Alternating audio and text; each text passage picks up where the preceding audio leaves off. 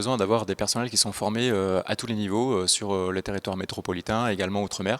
C'est l'un des enjeux d'ailleurs du Centre national de formation cyber, qui est partie intégrante du ComCyber du ministère de l'Intérieur, de former nos personnels, qu'ils soient gendarmes, qu'ils soient policiers, mais également aussi avec des partenaires dans le cadre d'une cohérence globale, avec, je pense, aux magistrats, je pense aussi à d'autres administrations.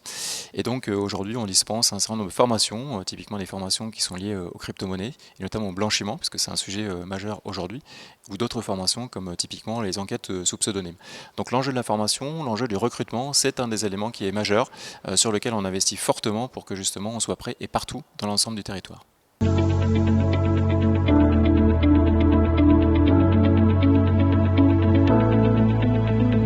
Alors on ne peut absolument pas agir seul en matière de lutte contre la cybercriminalité, on ne peut pas être uniquement franco-français. On a un vrai besoin de coopération à l'international sur plusieurs segments. On peut citer un premier segment qui est le segment des opérations. Typiquement on a aujourd'hui, je vais prendre un exemple qui est celui d'Europol pour la coopération entre les forces de sécurité intérieure. Il y a également l'équivalent avec Eurojust, puisqu'on a besoin aussi d'avoir une coopération d'un point de vue de la justice. Donc il y a des mécanismes qui existent aujourd'hui, qui sont efficaces et qui fonctionnent bien et qui amènent à des interpellations.